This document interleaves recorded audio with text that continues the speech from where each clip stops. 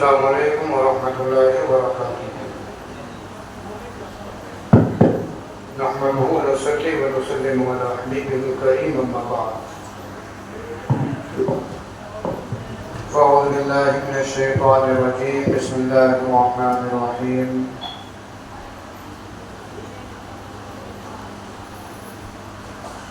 والذین یبیتون لربہم سجدا وقیاما، صدق اللہ العظیم۔ درود پاک پڑھیں، اللہم صلی علی سیدنا مولانا محمد وعلی آلہ وسلم، صلی علیہ وسلم علیہ یا رسول اللہ صلی اللہ تعالی علیہ وسلم۔ تو میں یہ عرض کر رہا تھا کہ اللہ کے ولیوں سے اور اللہ والوں سے جب آدمی اپنا رشتہ مضبوط کر لیتا ہے اور خدا کے محبوب سے جب اپنا رشتہ مضبوط بنا لیتا ہے تو پھر قیامت میں اس کے لیے اللہ ولیوں کی شفاعت بھی عطا فرماتا ہے، اپنے محبوب کی شفاعت بھی عطا فرماتا ہے۔ سبحان اللہ۔ ہاں، حضور شفاعت فرمائیں گے، یہ تو پکا ہے، اس دن حضور شفاعت فرمائیں گے، یہ پکا ہے۔ لیکن رب ان کو بھی حکم دے گا کہ جو اس کے نیک بندے ہوتے ہیں، اولیاء کاملین ہوتے ہیں، جو عبادت گزار ہوتے ہیں، شب زندہ دار ہوتے ہیں، اللہ ان کو بھی حکم دے گا کہ تم بھی اپنے چاہنے والوں کی شفاعت کرو۔ ہاں، ایک حافظ قرآن کو یہ حکم ہوگا پروردگار عالم کی طرف سے کہ تو جس کی چاہے مغفرت کرا لے، بخشش کرا لے، اس کی شفاعت کر لے۔ ایسے ہی اسی طریقے سے اللہ والوں کو بھی یہ اجازت ملے گی کہ اللہ کے ولیوں کو یہ اجازت ملے گی، اللہ حکم دے گا کہ تم اپنے مریدوں کو، اپنے چاہنے والوں کو اگر چاہتے ہو تو اب تم کو جنت کا پروانہ سنا دو، ان کی بخشش کرا دو، رب کی طرف سے اجازت ملے گی۔ اللہ کے ولی ہماری شفاعت کریں گے، گناہگاروں کو بخشوا کر کے جنت کی طرف لے جائیں گے۔ ہاں، چشتی ہے، جتنے چشتی ہیں خواجہ غریب نواز کے جھنڈے کے نیچے ہوں گے، تم دیکھو گے وہاں قیامت کے دن تو رضوی امام احمد رضا خان فاضل بریلوی علیہ الرحمہ کے جھنڈے کے نیچے ہوں گے، جتنے غوث والے ہیں یعنی جتنے قادری ہیں سرکار غوث اعظم کے جھنڈے کے نیچے کھڑے ہوں گے۔ سب کو حکم ہوگا کہ 3 لاکھ کے ولیوں، سب کو حکم ہوگا کہ تم اپنے اپنے چاہنے والوں کو، رب کا حکم ملا ہے کہ تم جنت کا پروانہ سناؤ، جنت میں ان کو داخل کر دو۔ اللہ کی طرف سے پرمیشن ملنے کے بعد اللہ کے ولی بھی شفاعت کریں گے اور ہم جیسے گناہگاروں کو جنت کا پروانہ سنا دیں گے۔ سبحان اللہ۔ یہ اللہ والے تمہیں قیامت کے دن بھی کام آئیں گے، دنیا میں بھی کام آئیں گے۔ مجھے جہاں تک علم ہے تو حضرت کا 8 سال گورنمنٹ نوکری حضرت نے ترک کر دی، چھوڑ دی۔ جانتے ہو شاہ محمد محبوب صاحب چشتی صابری علیہ الرحمہ نے 8 سال کی گورنمنٹ نوکری کس وجہ سے چھوڑی؟ صرف اللہ کو راضی کرنے کے لیے اور خدا کے محبوب کو اپنا بنانے کے لیے۔ اس وجہ سے یہ دنیا داری کو چھوڑ دیا۔ ہاں، اللہ والے وہی ہوتے ہیں۔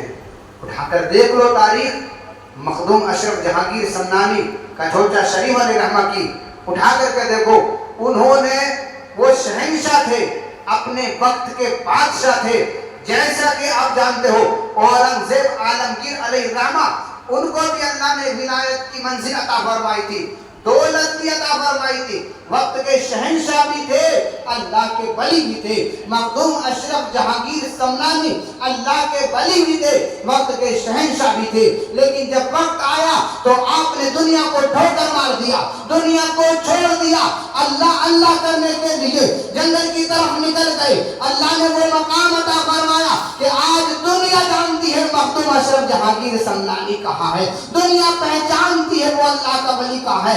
आज उनको किसी को बुलाने की जरूरत नहीं, बल्कि आशिकों के दिल में जब उनकी मोहब्बत का समंदर जोश मारता है तो दुनिया के कोने कोने से आकर के वहाँ हाजिरी पेश करते हैं और दुआएं मांगते हैं कि आप अल्लाह के महबूब हैं, हमारे हक में दुआ कर दीजिए।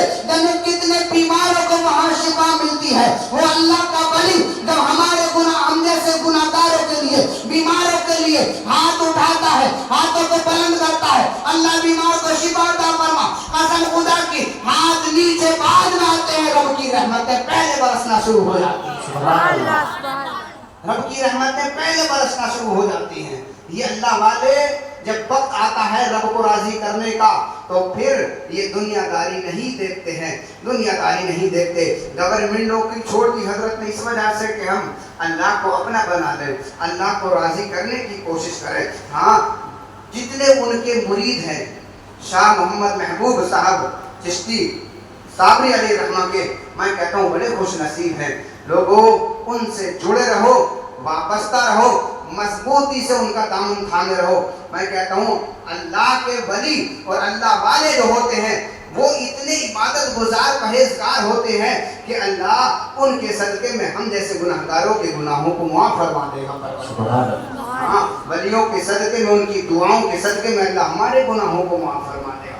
सिलसिले चिश्तिया की बात मैं कर रहा था।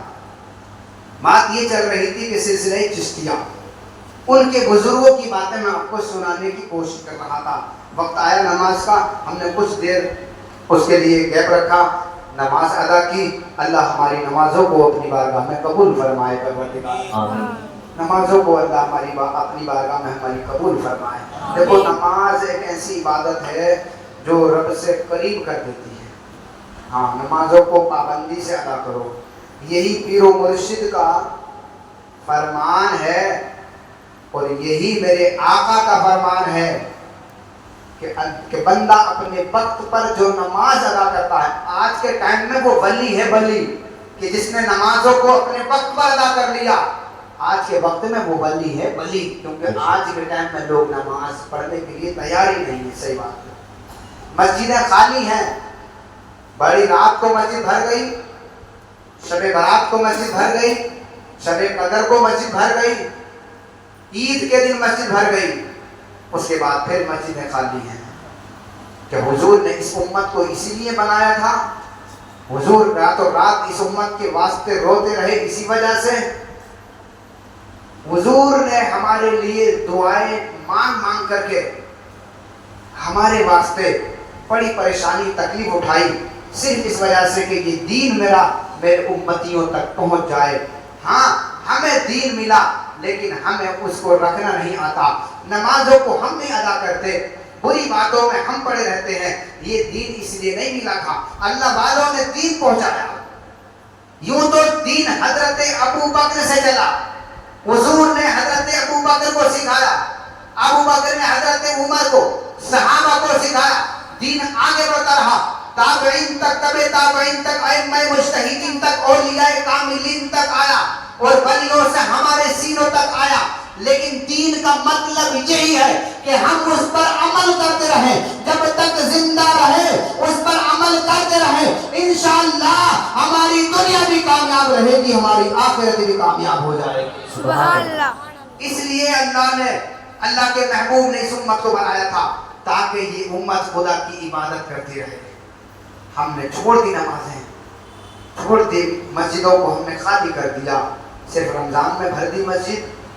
अच्छाई को हम नहीं पहचानते, गरीबों का हक क्या है हमें मालूम नहीं, एक दूसरे को सताने में हम जिंदगी गुजारते हैं, एक दूसरे को परेशान करने में हम जिंदगी गुजारते हैं।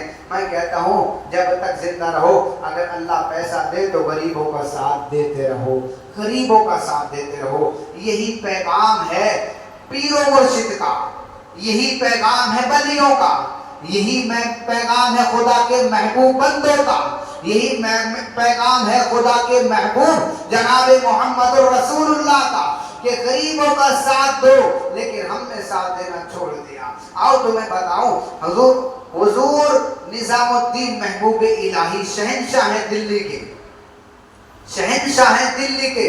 اور سلسلہ چشتیہ کے پھول ہیں. اور پھر میں آپ کو بتاؤں گا کہ سلسلہ صابریہ حضور مخدوم صابر کلیری علیہ الرحمہ، ہاں ان کی بڑی مشہور کرامت ہے. اور ایسی کرامت میں آپ کو بتاؤں گا کہ کتاب میں نہیں لکھی ہے، لیکن اگر کسی کو ضرورت پڑے تو ضلع مراد آباد یو پی کے ضلع میں، یعنی مراد آباد ضلع میں ایک گاؤں ہے بھوجپور، وہاں کے رہنے والے ہیں ایک ڈاکٹر صاحب. ان کے بچے کو کینسر کی بیماری آئی، معاذ اللہ، اللہ سب کو محفوظ رکھے پروردگار. آمین. ہاں اور پھر کیا ہوا اور کیا کرامت اور کیا منظر تھا وہ کہ اس بچے کو شفا ملی تھی. یہ سب حضور صابر پاک کلیری کا کرم تھا، وہ میں آپ کو بتاؤں گا. لیکن اس سے پہلے یہ سنو کہ سلسلہ چشتیہ کے پھول ہیں نظام الدین سرکار نظام الدین محبوب الہی، دلی کے شہنشاہ ہیں، دلی کے شہنشاہ. بات محبت کی بتا رہا ہوں. مرشد سے محبت کرو، اپنے پیر سے محبت کرو. ہاں حضور نظام الدین محبوب الہی کے مرید ہیں، خاص مرید ہیں امیر خسرو. اور امیر خسرو کو جب پڑھتے ہیں نا تو پھر ایک پیر اور مرید کی محبت کا، ان کے گہرے تعلق کا معلوم ہوتا ہے کہ ان دونوں کی محبت، یعنی پیر اور محبت کا، پیر اور مرید کی محبت کا کنیکشن کیا ہوتا ہے، امیر خسرو کو پڑھنے کے بعد معلوم ہوتا ہے. آؤ سناؤ تمہیں سرکار نظام الدین محبوب الہی شہنشاہ ہیں دہلی کے. آپ دہلی کی سرزمین پر ہیں، دہلی کی سرزمین پر ہیں. آپ کے مرید امیر خسرو علیہ الرحمہ ہیں. تو حضرت امیر خسرو شاعر ہیں فارسی کے، فارسی زبان لینگویج ہے فارسی، بہت مشہور شاعر ہیں. بڑی کتابیں لکھی ہیں، بڑی نعتیں لکھی انہوں نے فارسی میں. وہ فارسی کے شاعر ہیں. کلکتہ کی سرزمین پر ایک شہزادے نے مشاعرہ رکھا، اس میں امیر خسرو کو دعوت دی. امیر خسرو وہاں مشاعرے میں پہنچے، وہاں مشاعرے میں پہنچے. ادھر دہلی کی سرزمین پر ایک غریب آدمی آیا. جب اللہ والے دیتے ہیں کسی کو نا تو اتنا دیتے ہیں کہ پھر آدمی سے، بندے سے سنبھالا نہیں جاتا ہے. جب ان کی دعاؤں کا اثر ہو جاتا ہے تو پھر بندہ کہتا ہے، پھر بندہ یہ کہتا ہے کہ جب ان کے گدا بھر دیتے ہیں شاہانے زمانہ کی جھولی، محتاج کا جب یہ عالم ہے مختار کا عالم کیا ہوگا. جب ان کا کرم ہوتا ہے تو پھر ایسے دولت ملتی ہے کہ بندے کے قدموں میں دولت آ جاتی ہے. ایک غریب آدمی دلی کے اندر مانگنے کے لیے آیا. مانگنے کے لیے اس وجہ سے آیا کہ اس کی 2 بچیاں تھیں، 2 بچی تھی اس کی ہوشیار، شادی کے لائق بچی تھی، نکاح ہونا تھا. بڑا غریب تھا، مانگتا تھا، در در گھر گھر مانگتا تھا. کوئی 1 روپیہ دیتا تھا، کوئی 2 روپے دیتا تھا، اسی طریقے سے مانگتا رہتا تھا. کسی نے کہا کب تک مانگتا رہے گا، تجھے ایک ایسے در کا پتہ بتا دیں کہ جہاں سے ایک بار مل جائے گا تیری نسلوں کا بھلا ہو جائے گا. سبحان اللہ. تیرے گھر کا بھلا ہو جائے گا، تیرے بچوں کا بھلا ہو جائے گا. ایک ایسے در کا گھر کا پتہ بتاتے ہیں. وہ غریب کہنے لگا حضور بڑی اچھی بات ہے. لوگوں سے کہا ہاں بہت اچھی بات ہے، اگر مجھے اس جگہ کا پتہ بتاؤ گے تو. لوگوں نے ان کا سرکار نظام الدین محبوب الہی کا ایڈریس بتا دیا کہ وہاں چلا جا، وہاں ایک بار اگر مل گیا تو سمجھ لے تیرے گھر کا بھلا ہو جائے گا. سبحان اللہ. یہ غریب آیا اور آنے کے بعد کہاں سرکار نظام الدین محبوب الہی کی بارگاہ میں آیا. اور آنے کے بعد جب اس نے دیکھا، وہ بات یاد رکھنا کہ یہ سلسلہ چشتیہ کے پھول ہیں، بات اسی پر چل رہی ہے. اور پیر و مرشد بھی سلسلہ چشتیہ سے تعلق رکھتے ہیں. لوگوں آپ کے دل میں سلسلہ چشتیہ کی محبت اتارنے کی کوشش کر رہا ہو.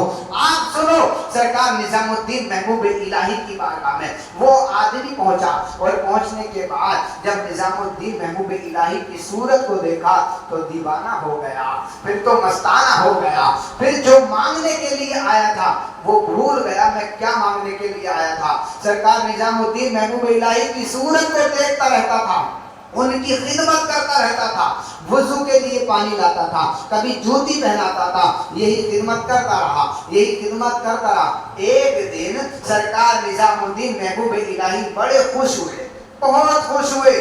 خوشی کے عالم میں جھوم کر کے بولے کیا مانگنا چاہتا ہے مانگ. اس غریب سے کہا کیا مانگنا چاہتا ہے مانگ. وہ سمجھ گیا کہ آج بگڑی بن جائے گی, آج کام بن جائے گا. تو کہا حضور میں کچھ مانگتا تو نہیں, لیکن اتنا دیجئے کہ میری بچیوں کی شادی ہو جائے. سبحان اللہ. اتنا دے دو سرکار, مجھے کچھ نہیں چاہیے, بس اتنا مل جائے کہ میری بچیاں جو گھر میں ہیں ان کی شادی ہو جائے. میں سرکار نظام الدین محبوب الہی کی خدمت میں رہا, گھر نہیں پہنچا, بچیاں کہیں گی بابا کتنے دن سے باہر تھے, کہ تمہیں بچیوں کی شادی کی فکر نہیں تھی. یہ غریب یہ سوچتا تھا کہیں میری محبت مجرم نہ بن جائے قیامت کے دن, کہیں ایسا نہ ہو کہ بچیوں کی شادی رہ جائے. بچیاں کہیں گی اللہ ہمارے باپ نے نظام الدین محبوب الہی کی خدمت میں زندگی گزار دی. کون پیر ہوتا ہے جو اپنے گھر کا کام چھوڑ کر کے اپنی خدمت میں رکھتا ہے؟ نہیں, پیر و مرشد کا حکم یہ ہوتا ہے پہلے اپنے بچوں کی پرورش کرو, اس کے بعد ہماری خدمت کرو. بچوں کی پرورش کرنا بھی ثواب ہے, ہماری خدمت کرنے سے بھی ثواب ملتا ہے. سبحان اللہ. اب یہ خدمت کرتا رہا. نظام الدین محبوب الہی نے فرمایا مانگ, کیا مانگنا چاہتا ہے؟ اس نے کہا حضرت بس اتنا دیجئے کہ میری بچیوں کی شادی ہو جائے. آپ کا میری بچیوں کی شادی ہو جائے. سرکار نظام الدین محبوب الہی فرماتے ہیں جا, وہ میری ایک جوتی ہے وہ اٹھا کر کے لے جا, تیری بچیوں کی شادی ہو جائے گی,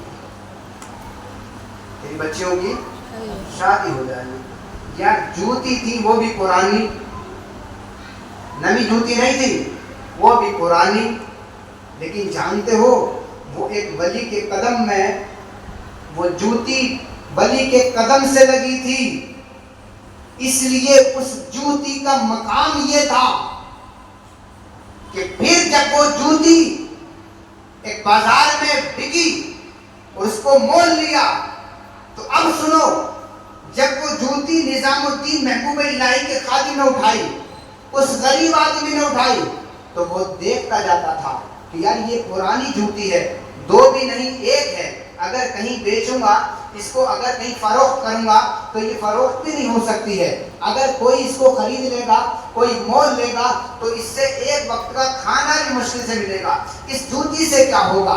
اسی سوچ میں پڑ گیا, سوچتا رہا کرنا کیا ہے, لیکن پھر بھی عقیدہ تھا نظام الدین محبوب الہی کی ذات پر کہ یہ اللہ والے ہیں, اگر کرم کر دیں گے تو ایک جوتی کے سلسلے سے, ایک جوتی کے صدقے سے میرا کام بن جائے گا. یہ امید رکھ کر کے جوتی کو اٹھایا, اور اٹھانے کے بعد چل دیا, باہر نکلا. اس وقت دہلی کے علاقے میں, دلی کے ایریے میں جنگل ہی جنگل تھا, جنگل ہی جنگل تھا. ایک جگہ جا کر کے جب یہ تھک گیا, وہاں جا کر کے بیٹھ گیا, اور بیٹھا اس وجہ سے کہ اس کو آرام کرنا تھا, وہاں بیٹھا رہا. بہت دیر ہو گئی, یہ جوتی لے کر کے بیٹھا تھا. ادھر ان کے نظام الدین محبوب الہی کے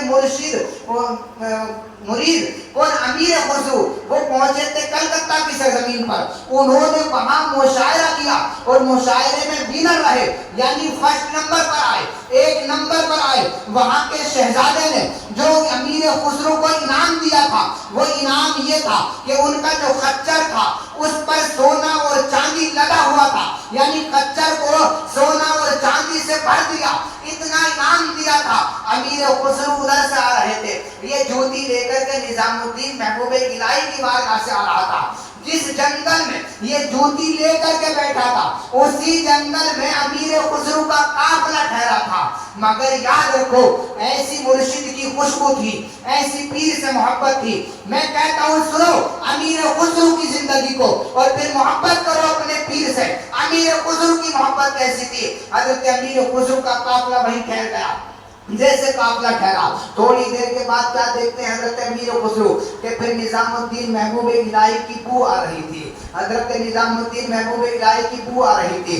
کہتے ہیں امیر خسرو कहते हैं पीर खुसरो बूए पीर मी आयत, यानी मेरे पीर की बू आती है, मेरे पीर की खुशबू आ रही है। लोगों ने कहा दिल्ली तो अभी बहुत दूर है, यहाँ से कहाँ खुशबू आ रही है। इन्होंने कहा यहाँ बैठ जाओ, मैं खुशबू को तलाश करके लाता हूँ, मैं खुशबू को तलाश करके लाता हूँ। अब ये अमीर खुसरो निकले, कहाँ निकले, ये चलते रहे, तलाश करते रहे, खुशबू को तलाश करते रहे। जानते हो किसी को जब अपने पीर से खुशबू होती है, तो किसी को अपने पीर से जब मोहब्बत होती है तो वो खुशबू से पहचान लेता है। सहाबा को नबी से मोहब्बत थी तो रास्ता मालूम नहीं करते थे सहाबा, बल्कि नबी की खुशबू बताती थी। पैगंबर इस रास्ते से गुजरे हैं तो अबू बकर किसी से रास्ता मालूम नहीं करते थे, खुशबू को सूंघते जाते थे, रास्ता चलते जाते थे, मोहम्मद रसूलुल्लाह के कदमों में हाजिर हो जाते थे। वो कभी रास्ता मालूम नहीं करते थे। अब सुनो, इधर ये खुशबू तलाश करने के लिए निकले। कौन? अमीर खुसरो। कहा मेरे पीर की बू आ रही है, मेरे पीर की खुशबू आ रही है। इधर ये बू तलाश करने के लिए निकले। उधर वो जूती लेकर के बैठा था निजामुद्दीन की, और ये सोच रहा था कि यार एक जूती है, इसे कौन मोल लेगा, इसका क्या होगा, ये मेरे किस काम में आएगी। लेकिन अमीर खुसरो कहते हैं कि मेरे पीर की बू आ रही है। जैसे अमीर खुसरो पहुंचे, कहा उस गरीब के पास, तो देखा कि उसी के पास से खुशबू आ रही है। वहीं पर बैठ गए अमीर खुसरो और कहा कि तुम कहां से आ रहे हो? उन्होंने कहा दिल्ली से आ रहा हूं। कहा किसके पास से आ रहे हो? कहा निजामुद्दीन महबूब इलाही की बारगाह से आ रहा हूं। अमीर खुसरो समझ गए कि कोई दूसरा नहीं है, बस पीर की खुशबू यहां से आ रही है। शायद इनके पीर से लगी हुई, उनसे टच हो करके कोई चीज इनके पास है कि जिससे पीर की बू आ रही है। वहीं पर बैठ गए अमीर खुसरो और कहा कि तुम ये बताओ तुम्हारे पास क्या चीज है ऐसी कि जिससे मेरे पीर की बू आ रही है। उन्होंने कहा कि मैं तुम्हारे पीर की, मैं निजामुद्दीन महबूब इलाही की एक जूती लेकर के आया हूँ। अमीर खुसरो उठ करके ठहर गए और कहा मेरी छाती से लग जा और अपनी आंखों का बोसा तो लेने दे, तू मेरे पीर की ज़ियारत करके आया है, तू मेरे पीर को देख करके आया है, अपनी आंखों का बोसा तो लेने दे। अमीर खुसरो ने आंखों का बोसा लिया, अपनी छाती से लगाया, और लगाने के बाद अमीर खुसरो कहते हैं ला दिखा वो जूती कहाँ है, मुझे भी तो दिखा दे, पीर की जूती कहाँ है। पीर से मोहब्बत करते हो जी? पीर से मोहब्बत करते हो तो मोहब्बत से बोलो सुभान अल्लाह, सुभान अल्लाह। पीर की बात कर रहा हूं, ऐसी मोहब्बत करो जैसे पीर खुसरो ने की थी निजामुद्दीन महबूब इलाही से। तो कहते हैं ये जूती बेचते हो क्या? उसने कहा यार एक ज्योति है, वो भी पुरानी है, कौन इसको लेता है मोल, क्या इसका अमाउंट देगा, क्या इसकी खरीदारी करेगा? हाँ बेचता हूँ, लेकिन तुम्हारी पसंद है, जितने पैसे चाहो दे दो। अमीर खुसरो ने कहा सच बताओ बेचने का इरादा है? उसने कहा ये ज्योति है पुरानी, क्या पुरानी ज्योति भी मार्केट में बिकती है? अमीर खुसरो कहते हैं ये ज्योति तो वो है जो यहाँ भी बिकेगी वहां भी बिकेगी। हाँ ये वो ज्योति है जो दुनिया में भी बिकेगी, आखिरत में भी इसका दाम लगेगा, ये वो ज्योति है। कहा है? हाँ तो किसका पैसा कितना है बोलो? उस गरीब ने कहा जो चाहो दे दो, आपकी मर्जी है, इस पुरानी ज्योति को कौन खरीदेगा?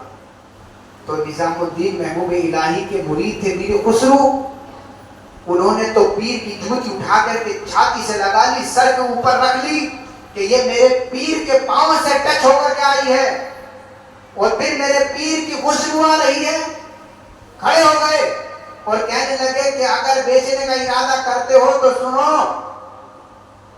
मैं ये चाहता हूं कि मैं कलकत्ता से आ रहा हूं और वहां मैंने मुशायरा जीता है, मैं फर्स्ट नंबर आया हूं, वहां के जो शहजादे ने मुझे इनाम दिया है वो सोने और चांदी का एक खच्चर, यानी एक खच्चर के बराबर उसने सोना और चांदी से मुझे नवाजा है।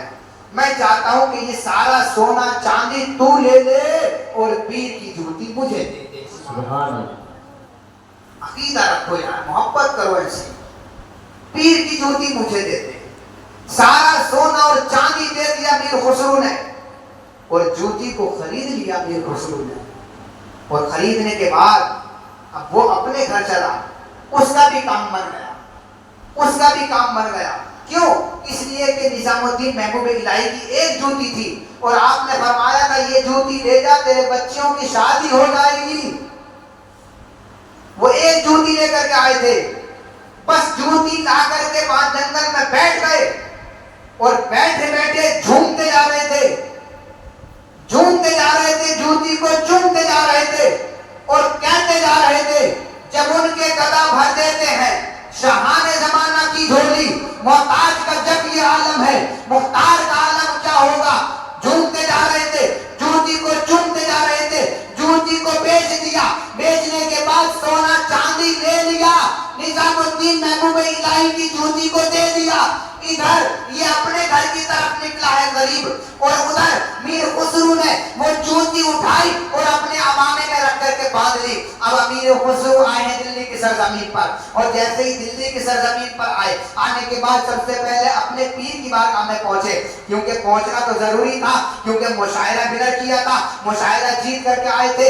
آنے کے بعد پیر کو بھی تو سنانا ضروری تھا کہ حضرت میں وہاں پہنچا تھا, اللہ کے فضل و کرم سے تمہاری دعاؤں کے صدقے میں اللہ نے مجھے کامیابی عطا فرمائی. اس نیت سے پہنچ گئے کہاں, نظام الدین محبوب الہی کی بارگاہ میں. وہاں پہنچے اور پہنچنے کے بعد سرکار نظام الدین محبوب الہی فرماتے ہیں کہاں سے آئے ہو, کہا کلکتہ گیا تھا حضرت, وہاں مشاعرے کے اندر میں نے کامیابی حاصل کی ہے. سرکار نظام الدین محبوب الہی فرماتے ہیں کیا کامیابی حاصل کی, کہا حضرت فرسٹ نمبر پر آیا, ایک نمبر پر آیا ہو.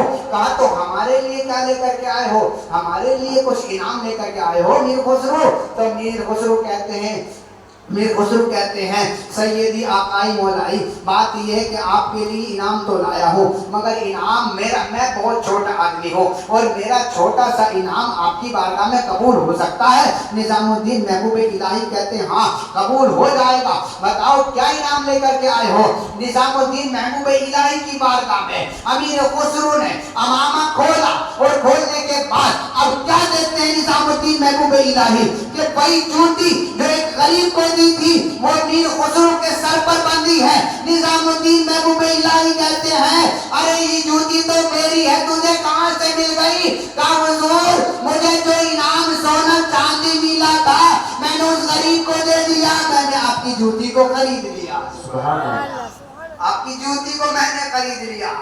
تو نظام الدین محبوب الہی فرماتے ہیں سودا بہت سستا مل گیا, ہاں بہت سستا سودا مل گیا. اتنی قیمت کی جوتی تھی تمہیں خالی سونے چاندی میں مل گئی. اس جوتی کی قیمت تو یہاں بھی لگتی ہے, قیامت کے دن بزم محشر بھی لگے گی. یہ تو بلیوں کی جوتی ہے. سبحان اللہ. میں ایک محبت آپ کو بتا رہا ہوں, بات محبت پہ چل رہی ہے کہ پیر و مرشد سے محبت کیسی ہونا چاہیے. ان کے کردار سے, ان کی گفتار سے, ان کی رفتار سے ہمیں محبت ہونا چاہیے. ہمارے پیر کیسے چلتے تھے, ہمارے پیر کیسے سوتے تھے, ہمارے پیر وضو کیسے کرتے تھے, ہمارے پیر عبادت کیسے کرتے تھے, راتوں کو ہمارے پیر عبادت کس طرح سے کرتے تھے. اس طرح سے جیسے پیر کرتے تھے ویسے ہی ہم بھی کریں گے انشاءاللہ. پیر و مرشد کی سنت بھی ادا ہوگی اور رب کی عبادت بھی ہو جائے گی. میں کہتا ہوں رب کی عبادت کی وجہ سے تمہیں دنیا میں بھی اللہ کامیابی عطا فرما دے گا, آخرت میں بھی تمہیں اللہ کامیابی عطا فرما دے گا. سبحان اللہ. تو محبت کریں گے ایسی کہ جو پیر سے محبت سچی ہونا چاہیے. اور سچی محبت کا مطلب یہی ہے کہ جو پیر کام کرتے تھے اس پر ہمیں بھی عمل کرنے کی کوشش کرنا چاہیے. سلسلہ چشتیہ سے تعلق رکھتے ہیں شاہ محمد محبوب علیہ الرحمہ, چشتی صابری. تو میں نے کئی بزرگوں کا آپ کو ان کی باتیں آپ کو سنانے کی کوشش کی کہ سلسلہ چشتیہ کے بڑے بڑے بزرگ کہ اگر دم کر دے تو بیماروں کو شفا مل جائے, اگر ہاتھ لگا دے تو مٹی سونا بن جائے. ان کی جوتیوں کی کرامت کہ ایک جوتی مل جائے تو شادی ہو جائے, گھر کا بھلا ہو جائے, ایسی ایسی کرامت ہے. اور حضرت مخدوم علاؤ الدین صابر کلیری کی بات میں آپ کو بتانے کی کوشش کر رہا تھا. جانتے ہو کلیر شریف ایک جگہ ہے, کلیر شریف ایک جگہ ہے, وہاں آپ جائیں اور حضرت کے مزار پر حاضری دیں, بڑا فیضان لٹتا ہے وہاں, بڑا فیضان لٹتا ہے وہاں. وہ حضرت بابا فرید الدین گنج شکر علی رحمہ کے بھانجے بھی ہیں اور ان کے مرید بھی ہیں. بابر کا عالم یہ ہے کہ 12 سال تک کچھ نہیں کھایا تھا اور الٹے ہاتھ سے ایک جھاڑ کی شاخ پکڑ کر کے ٹھہرے رہے تھے. نظر آسمان کی طرف اٹھی تھی. جب جلال کا عالم آیا تو جدھر نظر جاتی تھی, اگر چرند اور پرند پر نظر پڑتی تھی, چڑیوں پر نظر پڑتی تھی, جل کر کے راکھ اور خاک ہو جاتی تھی. اتنا جلال تھا صابر پاک کلیری علیہ رحمہ کو, ایسا جلال تھا جانتے ہو. لیکن دعا کرو کہ اللہ ان کی بارگاہ میں بھی ہمیں حاضری کا شرف عطا فرمائے. آمین. ہاں, ایک بچہ بیمار ہوا, بچہ بیمار ہوا, بچے کا باپ ڈاکٹر, بچے کا باپ ڈاکٹر, فیور سے اسٹارٹ ہوا, کسی دوسرے ڈاکٹر کو بتایا, اس نے 2-3 دن اس کا ٹریٹمنٹ کیا اور پھر اس کے بعد اس کو دلی ریفر کیا. دلی میں بڑے بڑے ڈاکٹر ہیں, وہاں ڈاکٹروں نے اس کو رپورٹ اس کی چیک اپ کیے تو اس میں کینسر آیا. معاذ اللہ, اللہ سب کو پروردگار اپنے محبوب کے صدقے میں محفوظ فرمائے, سب کی حفاظت فرمائے. اللہ جو بیمار ہے مولا ان کو شفا عطا فرمائے. اللہ اس محفل کو اپنی بارگاہ میں قبول فرمائے. اس کو بچے کو کینسر آیا, باپ نے رپورٹ دیکھ کر کے رونا شروع کر دیا. کیوں؟ کینسر ایک ایسی بیماری ہے کہ اس کا ٹریٹمنٹ نہیں ہے سوائے موت. کسی دوسرے شخص کا گاؤں سے فون پہنچا, ڈاکٹر صاحب آپ کے بچے کی طبیعت کیسی ہے؟ میں مخدوم صابر کلیری علیہ رحمہ کی ایک کرامت, ان کے تبرک کی کرامت, ان کے لنگر کی ایک کرامت بتا رہا ہوں. ہاں, جو اللہ والوں کا لنگر کھاتا ہے ان کا تبرک اگر کوئی کھا لیتا ہے اللہ اسے بھی شفا عطا فرما دیتا ہے. ہاں, ہم یہ کھاتے ہیں نا کھانا, یہ بھی تو کسی اللہ والے کی یاد میں ہے. ہاں, اچھی اور سچی نیت کر کے کھاؤ گے انشاءاللہ بیماروں کو شفا مل جائے گی پروردگار کے حکم سے. سبحان اللہ. وہاں اس کو کینسر آیا, کسی نے فون کیا, حضرت آپ کے بچے کی طبیعت کیسی ہے, اس کی جان کو کیسا ہے؟ کہا اس کو کینسر ڈاکٹر نے بتایا ہے. اب ہم اس بچے کو ریٹرن گھر لے کر کے آ رہے ہیں. ادھر سے گاؤں والے نے کہا کہ تم گھر نہیں جانا, صابر پاک کلیری کی بارگاہ میں آ جانا. سبحان اللہ. یہ جو میں بتا رہا ہوں ابھی وہ لوگ زندہ ہیں, ان سے معلوم کر سکتے ہیں. میں آپ کو بات بتا رہا ہوں, ان کے بچے کے جو ڈاکٹر تھے ان کے بچے کے ساتھ یہ معاملہ ہے.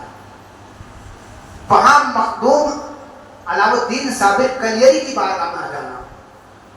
وہ آئے اور کہا وہاں آنے کے بعد تمہیں ہوٹل کا کھانا نہیں کھانا, کہیں دوسری جگہ سے کھانا نہیں کھانا, اپنے گھر سے منگا کر کے کھانے کا انتظام نہیں کرنا. نہیں, صابر پاک کا لنگر چلتا ہے, اسی کو اپنے بچے کو کھلانا, اسی کو تم کھا لینا, انشاءاللہ بچے کو شفا مل جائے گی. سبحان اللہ. اتنا سنا تو پھر گھر کا رخ چھوڑ دیا اور صابر پاک کی طرف کو منہ موڑ دیا. آئے کہاں؟ کلیر شریف. اور وہاں آنے کے بعد اب اس بچے کا کیا کرنا ہے, کیا کرنا ہے کچھ سمجھ میں نہیں آتا. مگر وہ بات یاد تھی کہ بچے کو لنگر کھلانا, بچے کو صابر پاک کا لنگر ان کا تبرک کھلانا, دوسرا کوئی کھانا نہیں کھلانا. اب اس کے ماں باپ یہ انتظار میں رہتے تھے, یہ انتظار میں رہتے تھے کہ کب لنگر ملے گا, ہم اپنے بچے کو لا کر کے کھلائیں گے, ہمارے بچے کو شفا ملے گی. ایک دن گزر گیا, 2 دن گزر گئے, 3 دن گزر گئے. جب بھی کھانا لنگر ملتا وہ لے کر کے آتے اور پھر اپنے بچے کو کھلاتے. 1 2 3 دن گزر گئے, تقریباً 7 دن گزر گئے. 7 دن کے بعد بچے کے اندر کچھ روح, کچھ روحانی طاقت پیدا ہو گئی. اب بچہ اٹھتا. پہلے عالم یہ تھا کہ ماں باپ بچے کو اٹھا کر کے بٹھاتے تھے, ماں باپ بچے کو سلاتے تھے, لیکن 8 7 5 دن کے بعد تقریباً ایسا ہوا کہ بچے کو روحانی طاقت ملنا شروع ہو گئی. اب بچے کو اٹھانے کی ضرورت نہیں تھی, بچہ خود اٹھ جاتا تھا, اٹھ کر کے بیٹھ جاتا تھا, اور بچہ کہتا تھا بابا اب اٹھانے کی ضرورت نہیں, مجھے روحانی طاقت محسوس ہو رہی ہے, اب میں اٹھ کر کے خود بیٹھ جاتا ہوں. سبحان اللہ. جب اتنا اس کو اندر روحانی طاقت ملی تو پھر پہنچ گیا صابر پاک کلیئر کی جالی پکڑ لی, وہاں بیٹھ گیا, اور وہاں بیٹھنے کے بعد پڑھتا رہا یا کریم صابر, یا داتا صابر, یا کریم صابر, یا کریم صابر, یا داتا یا کریم صابر. پڑھتا رہا المدد المدد, پڑھتا رہا. پڑھتے پڑھتے جب تھک جاتا ماں باپ کو اٹھا کر کے لا کر کے بستر پر سلا دیتے تھے. یہی عمل رہا, چلتا رہا چلتا رہا. اللہ نے ایک وقت وہ آیا کہ اتنی شفا دے دی پروردگار عالم میں کہ اب صرف اٹھ کر کے نہیں بیٹھتا تھا بلکہ اٹھ کر کے چلتا تھا, دوڑتا تھا. اللہ نے صابر پاک کے لنگر سے اس کو ایسی شفا عطا فرمائی کہ اٹھ کر کے چلنے لگا, اٹھ کر کے دوڑنا شروع ہو گیا. سبحان اللہ. یہ مخدوم علاؤ الدین صابر کلیری کے لنگر کی کرامت ہے, صابری سلسلہ. تو مرید آپ ایسے پیر کے ہیں کہ جو چشتی بھی ہے اور صابری بھی ہے. سبحان اللہ. ٹھیک ہے, خدا کا شکر ادا کیجئے کہ اللہ نے آپ کو ایک نیک مرشد عطا فرمایا, نیک پیر عطا فرمایا. اللہ ہم سب کو اپنے مرشدوں سے سچی محبت کی توفیق عطا فرمائے. آمین. یہ صابر پاک کلیری بھانجے ہیں کس کے؟ بابا فرید الدین گنج شکر علیہ رحمہ کے. اور بابا فرید الدین گنج شکر علیہ رحمہ کا مزار کہاں ہے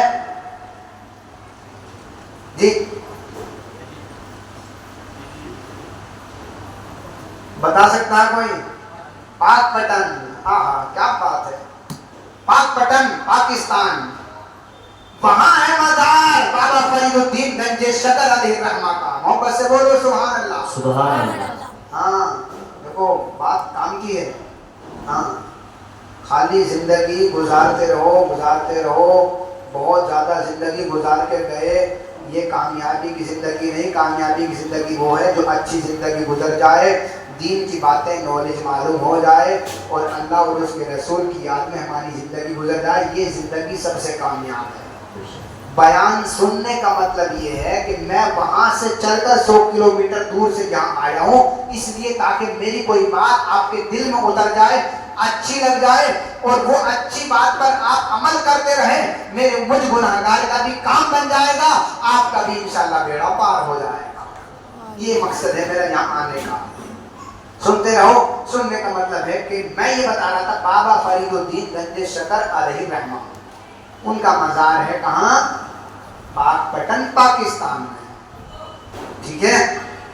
مدرسے کے بچے تھے, یہاں بھی پڑھتے ہیں بچے, یہاں بھی پڑھتے ہیں نا, اور ماشاءاللہ یہ سب سے اچھا کام ہے کہ یہاں تعلیم بھی ہوتی ہے. مدرسہ صابریہ, سبحان اللہ. مدرسہ چشتیہ صابریہ, بولو سبحان اللہ. سبحان اللہ. ہاں یہ دین کا کام ہو رہا ہے, دین کا, اور یہ سب سے بڑا کام ہے, کیونکہ مدرسے سے نکلنے کے بعد بچہ امام بنتا ہے, کبھی قاضی بنتا ہے, کبھی دین کا رہنما اور سپاہی بنتا ہے.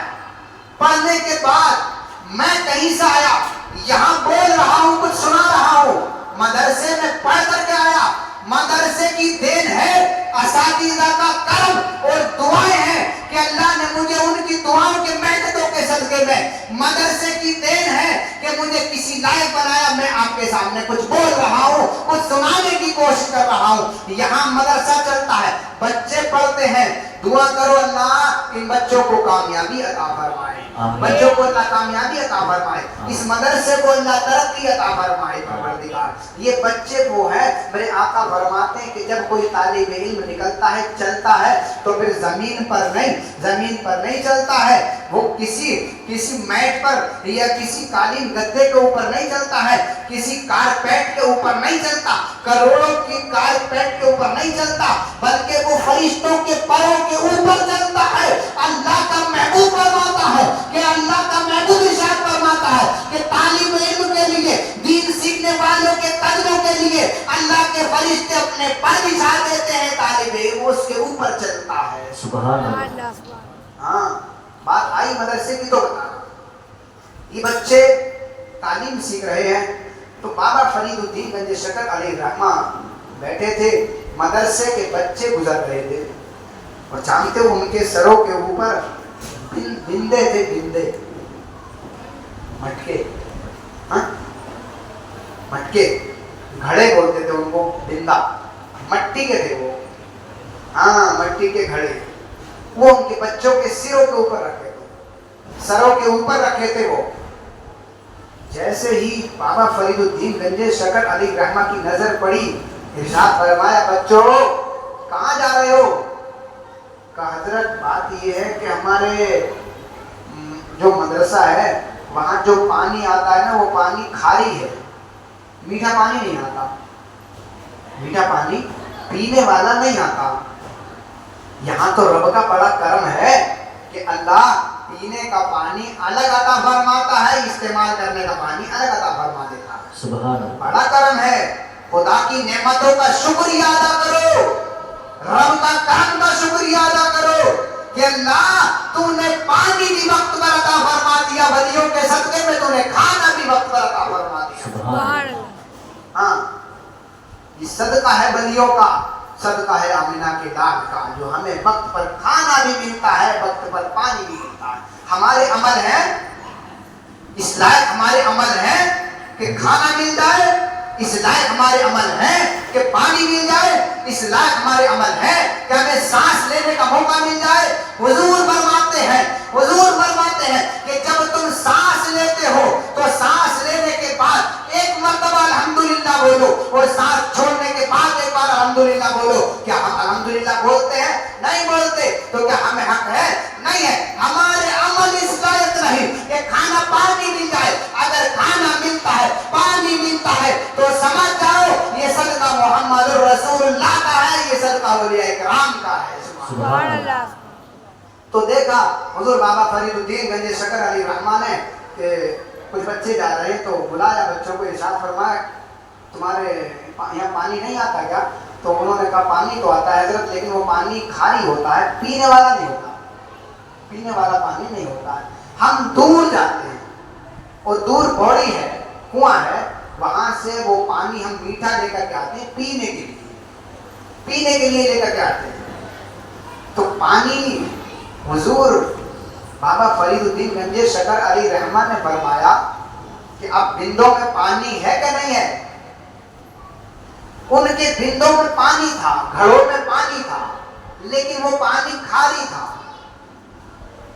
تو بابا فرید الدین گنج شکر علیہ الرحمہ نے اپنا ہاتھ رکھا ان بندوں کے اوپر، گھڑوں کے اوپر، تو ان گھڑوں کے اندر پانی کھاری تھا، لیکن فرید الدین گنج شکر علیہ الرحمہ کا ہاتھ لگا تو سارے بندے میٹھے پانی سے بھر گئے۔ سبحان اللہ، سبحان اللہ۔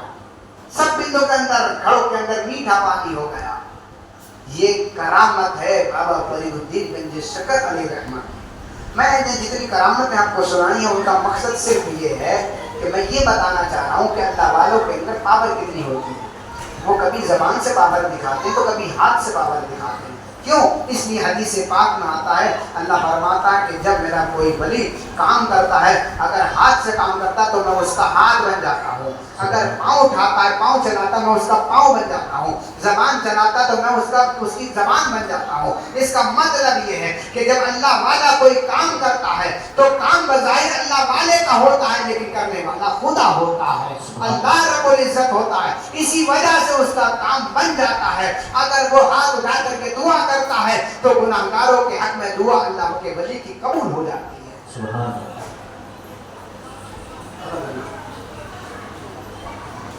تو اب مطلب یہ ہے، میں یہ آپ کو سنانا چاہ رہا ہوں کہ جتنے اللہ کے ولی گزرے ہیں، اللہ والے گزرے ہیں، ان کے اندر جو پاور آئی ہے، وہ اس کی وجہ یہ ہے کہ اللہ نے اپنے محبوب سے قرب حاصل کرنے کی وجہ سے پاور عطا فرمائی ہے، اور ان کی عبادت کی وجہ سے، ان کو قرب کی وجہ سے، عبادت کی وجہ سے اللہ نے ان کو یہ پاور عطا فرمائی ہے۔ خواجہ غریب نواز علیہ الرحمہ کو جو کرامتیں ملی ہیں وہ اس وجہ سے کہ حضور سے بڑے قریب تھے، رب کے محبوب سے بڑا قریبی رشتہ تھا، اللہ نے پھر یہ مقام عطا فرمایا۔ غوث اعظم کا خدا کے محبوب سے کتنا قریب رشتہ تھا، کتنا قریب، کتنا خاص رشتہ تھا کہ اللہ نے ان کو غوثیت کی منزل پر فائز فرما دیا، اور پھر اللہ نے یہ ان کے اندر پاور عطا فرمائی کہ زمین پر ٹھہرتے تھے اور لوہے محفوظ تک پڑھ لیتے تھے۔ سبحان اللہ۔ ہاں، امیر خسرو کی بات میں نے آپ کو سنائی، ایسے مرید ہیں، فنا فی الشیخ ہیں کہ پیر کی یاد میں ہر وقت مست رہتے تھے۔ مرید تو تھے نظام الدین محبوب الہی کے، لیکن ایک دن پانی پت آئے، پانی پت بو علی شاہ قلندر کی محفل میں آئے، اور بو علی شاہ قلندر یہ حضور نظام الدین محبوب الہی کے ہم زمانہ ولی ہیں، یعنی ان کے زمانے کے ہیں، ہم عمر ہیں۔ تو یہ مرید تھے کس کے؟ نظام الدین محبوب الہی کے۔ کون؟ امیر خسرو۔ لیکن جمعرات محفل لگتی تھی بو علی شاہ قلندر کے یہاں، ٹھیک ہے، بو علی شاہ قلندر کے یہاں محفل لگتی تھی، اس محفل میں آئے۔ محفل میں ہوتا کیا تھا، چلتا کیا تھا؟ محفل میں یہ چلتا تھا کہ محفل اور مجلس جب لگتی تھی، جب مجلس ختم ہو جاتی تھی، محفل ختم ہو جاتی تھی، اس کے بعد بو علی شاہ قلندر سب کو فرماتے تھے اپنی اپنی آنکھیں بند کر لو، سب اپنی اپنی آنکھیں بند کرتے تھے، اور پھر بو علی شاہ قلندر ڈائریکٹ حضور کا دیدار کراتے تھے۔ سبحان اللہ، ڈائریکٹ دیدار کراتے تھے۔ تو جب امیر خسرو آئے اور جب سب کو کہا، بو علی شاہ قلندر نے بھی سب اپنی آنکھیں بند کرو، سب نے اپنی اپنی آنکھیں بند کی، اور پھر بو علی شاہ قلندر نے حضور کا دیدار کرایا۔ تو امیر خسرو بھی وہاں دیدار میں تھے، اور بھی بہت ولی تھے۔ جب دیدار سے فارغ ہوئے تو حضرت بو علی شاہ قلندر کہتے ہیں امیر خسرو کو، امیر خسرو کیا ہم نے تو بہت کچھ دیکھا، بہت ولیوں کو وہاں دیکھا، اولیاء اکرام تو بہت تھے، لیکن تمہارے پیر تو نظر نہیں آئے، تمہارے پیر تو ہمیں نظر نہیں آئے۔ جب امیر خسرو سے اتنی بات کہی تو یہ بات دل کو لگ گئی کہ یار بہت ولی تھے، بہت پیر تھے، ہمارے پیر نظر نہیں آئے۔ یہ غمگین ہو کر کے اور یہ پہنچ گئے اپنے پیر مرشد نظام الدین محبوب الہی کی بارگاہ میں۔ وہاں پہنچنے کے بعد کہا حضرت میں بو علی شاہ قلندر کی محفل میں گیا تھا، وہاں جانے کے بعد بو علی شاہ قلندر میں جمعرات وہاں محفل سجتی ہے، مجلس لگتی ہے، میں جمعرات کے دن وہاں پہنچا، بو علی شاہ قلندر نے کہا آنکھیں بند کرو، میں نے آنکھیں بند کی، انہوں نے ڈائریکٹ بالکل سیدھا مصطفیٰ کا دیدار کرا دیا۔ وہاں ہم نے دیدار کیا، بہت ولی تھے، اولیاء کرام تھے، لیکن جب محفل ختم ہوئی تو بو علی شاہ قلندر نے کہا یہاں تو بہت ولی ہیں لیکن تمہارے پیر نظر نہیں آئے۔ یہ اپنے پیر سے شکایت کی امیر خسرو نے۔ نظام الدین محبوب الہی نے فرمایا ٹینشن کی ضرورت نہیں ہے، اب کی بار پھر محفل لگے گی، پھر جانا مجلس میں، اور پھر بو علی شاہ قلندر سے نہ پوچھنا میرے پیر کہاں ہیں، پھر ڈائریکٹ حضور سے معلوم کرنا میرے پیر کہاں ہیں۔ سبحان اللہ۔ اب کی بار محفل لگی، بو علی شاہ قلندر نے آنکھیں بند کرو، سب نے آنکھوں کو موچھ لیا، آنکھیں بند کر لی، ڈائریکٹ حضور کا دیدار کرایا۔ جیسے حضور کا دیدار کرایا میرے خسرو نے حضور کی بارگاہ میں عرض کیا یا رسول اللہ میرے پیر کہاں ہیں؟ تو آقا نے ارشاد فرمایا ایک منزل اوپر چڑھ جاؤ.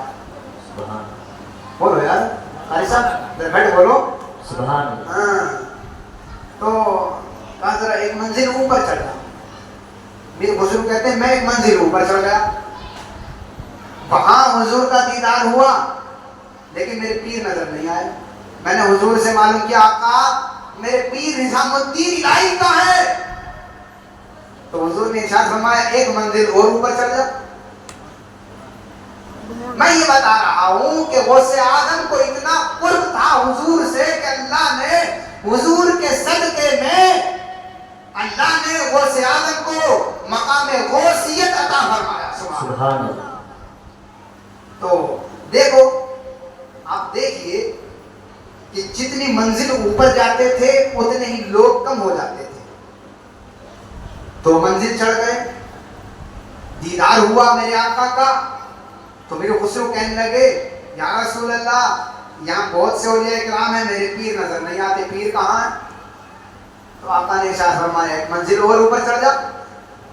بولو سبحان اللہ. سبحان اللہ. ایک منزل اور اوپر چڑھ جا. یار پیر کی تلاش تھی نا, مرشد کی تلاش تھی نا. تو پیر کا دیوانہ ایسا ہونا چاہیے کہ پیر جہاں ہو چل کر کے ان کے قدموں میں پہنچ جائے. سبحان اللہ. ہاں ایسا مرید ہونا چاہیے. تو پیر کی چاہت ایسی ہونا چاہیے. پھر وہاں دیکھا 3 منزل 4 منزل چڑھ گئے, 5 منزل چڑھ گئے, 6 منزل ہو گئی. 6ویں منزل پہ جا کر کے آیا حضور کا دیدار ہوا. عرض کی یا رسول اللہ میرے پیر نظر نہیں آتے, میرے پیر کہاں ہیں؟ 6 منزل ہو گئی, لوگ بہت کم ہو گئے, لوگ بہت کم ہو گئے. تو دیکھا 6ویں منزل پر تو حضور سے معلوم کیا میرے پیر کہاں ہیں. آقا نے ارشاد فرمایا ایک منزل اور اوپر چڑھ جا. 7 منزل اوپر چڑھ گئے, 7 منزل اوپر چڑھ گئے. وہاں جا کر کے جب دیکھا تو نظام الدین محبوب ایک بزرگ بیچ میں بیٹھے تھے اور ایک بزرگ رائٹ طرف بیٹھے تھے, ایک لیفٹ طرف بیٹھے تھے. جب دیکھا وہاں جا کر کے تو اپنے پیر کا جلوہ نظر آیا. نظام الدین محبوب الہی کو دیکھا تو معلوم کیا کہ آقا آپ کی رائٹ طرف جو بیٹھے تھے وہ کون تھے اور جو لیفٹ طرف بیٹھے تھے وہ کون تھے. نظام الدین محبوب الہی فرماتے ہیں جو میرے سیدھے طرف بیٹھے تھے وہ غوث اعظم محبوب سبحانی تھے اور جو میرے بائیں طرف بیٹھے تھے وہ معین الدین چشتی علیہ الرحمہ تھے. سبحان اللہ. سبحان اللہ. جانتے ہو غریب نواز علیہ الرحمہ اور خواجہ اور غوث اعظم سرکار غوث اعظم یہ انہوں نے اپنا رشتہ آقا سے اتنا مضبوط بنایا کہ اللہ نے ان کو پھر ایسا مقام عطا فرمایا کہ دنیا اب ان کو نہیں بھلا سکتی ہے. قیامت تک دنیا ان کا نام نہیں بھول سکتی ہے کیونکہ یہ اللہ والے ہیں. اور جب اللہ والوں کا چرچا کرانا اللہ کو مقصود ہوتا ہے تو پروردگار عالم ایک فرشتہ بھیجتا. بس آخری بات عرض کر رہا ہوں, ایک فرشتہ اللہ رب العزت اسی دنیا میں بھیجتا ہے اور پھر وہ فرشتہ لوگوں کے پاس آتا ہے اور ہر آدمی کے دل میں اس اللہ والے کی محبت ڈالتا ہے, اس اللہ والے کی محبت ڈالتا ہے. پھر لوگوں سے اس اللہ والوں کے قریب کر دیتا ہے. لوگ پھر ان کو بلانے کی ضرورت نہیں پڑتی. جب اللہ والے کا عرس آتا ہے, اس کی برسی آتی ہے تو پھر لوگوں کو دعوت دینے کی ضرورت نہیں. محبت دل میں جوش مارتی ہے, سارے لوگ جمع ہو جاتے ہیں, اللہ والوں کا لنگر کھاتے ہیں. اللہ رب العزت ولیوں کے صدقے میں, اللہ کے ولیوں کے صدقے میں, اللہ والوں کے صدقے میں پروردگار بیماروں کو شفا عطا فرماتا ہے اور ان کو ترقی عطا فرما دیتا ہے. سبحان اللہ. یہ میں اس لیے بتا رہا ہوں کہ اللہ کا فرشتہ یہ ہمارے دلوں میں محبت ڈالتا ہے. اللہ کے ولیوں کی محبت ہمارے دلوں میں آتی ہے, وہ اللہ رب العزت کی طرف سے آتی ہے. تو آپ اتنا یاد رکھو کہ پیر و مرشد کے دامن سے وابستہ رہو, ان سے جڑے رہو, انشاءاللہ تمہاری دنیا بھی کامیاب ہو جائے گی, تمہاری آخرت بھی انشاءاللہ کامیاب ہو جائے گی. بس میں یہی عرض کر رہا ہوں کہ حضور سے رشتہ اپنا پکا کرو, مضبوط کرو. اس بات پر دلائل دینے کی ضرورت نہیں ہے, لمبا بیان کرنے کی ضرورت نہیں ہے کہ فاتحہ خوانی جائز ہے کہ نہیں ہے, عرس منانا جائز ہے کہ نہیں ہے, ولیوں کا عرس کرنا جائز ہے کہ نہیں ہے. یہ تو بہت کتابوں سے ثابت ہے, یہ بہت کتابوں سے حدیثوں سے ثابت ہے. اس پر بیان کرنے کی ضرورت نہیں. جو عقیدے کا اچھا ہوگا, جو عقیدے کا اچھا ہوگا اس کو دلیل دینے کی ضرورت نہیں پڑے گی. ہاں دلیل, عقیدہ اگر اہل سنت والجماعت کا ہے تو پھر اس کو دلیلوں کی ضرورت نہیں پڑتی. وہ مان جاتا ہے کہ فاتحہ خوانی صحابہ سے چلی ہے, فاتحہ خوانی عرس میں فاتحہ خوانی یا کسی کے لیے ہاتھ اٹھا کر کے دعا کرنا میرے آقا سے ثابت ہے. مقام احد میں میرے آقا نے دعا فرمائی, ہاتھ اٹھا کر کے دعا فرماتے تھے آقا, وہاں قبروں کے لیے دعا کی. اگر قبروں پہ جانا جائز نہ ہوتا مصطفیٰ کبھی نہ جاتے. مقام ابوا میں حضور کی والدہ جلوہ گر تھی. ایک مرتبہ حضور گزر رہے تھے, میں اس لیے بتا رہا ہوں, لوگ کہتے ہیں نا کہ ہاتھ اٹھا کر کے فاتحہ کرتے ہیں, فاتحہ خوانی جائز کہاں ہے, کیوں فاتحہ پڑھتے ہو؟ اگر عقیدے کا اچھا نہیں ہے تو سمجھ لو کہ وہ یہی اعتراض کرتا ہے. عقیدے کا اچھا ہے تو مان جاتا ہے کہ حضور نے بھی تو دعا کی ہے. جنت البقیع میں صحابہ کے لیے حضور نے دعا کی ہے, مقام احد میں صحابہ کے لیے دعا کی ہے, مقام ابوا میں اپنی والدہ کے لیے ہاتھ اٹھائے میرے آقا نے. جبریل تشریف لائے, جبریل نے کہا یا رسول اللہ ہاتھ نہ اٹھائیے, ہاتھ نہ اٹھائیے, دعا کرنے کی ضرورت نہیں ہے. آقا نے کہا کیوں, وجہ کیا ہے؟ حضرت جبریل کہتے ہیں مجھے رب نے بھیجا ہے اور فرمایا جا جبریل میرے محبوب کو جا کر کے بتا دے, ہاتھ اٹھا کر کے دعا نہ کرنا ماں کے لیے, والدہ کے لیے دعا نہ کرنا. کہا اس لیے کہ لوگ یہ سمجھیں گے کہ آقا نے اپنی ماں کو ہاتھ اٹھا کر کے دعا کی اور بخشوا لیا. نہیں, اللہ فرماتا ہے جبریل جا کر کے بتا دو محبوب ہم نے تمہاری ماں کو پہلے ہی بخش دیا ہے, تمہاری ماں تو بخشائی ہے. سبحان اللہ. ان کے لیے دعا ہاتھ اٹھا کر کے نہ کرنا, ورنہ لوگ سمجھیں گے کہ دعا کی ہے تو ان کی ماں کی بخشش ہوئی ہے. حضور کی ماں تو پہلے سے بخشائی ہیں.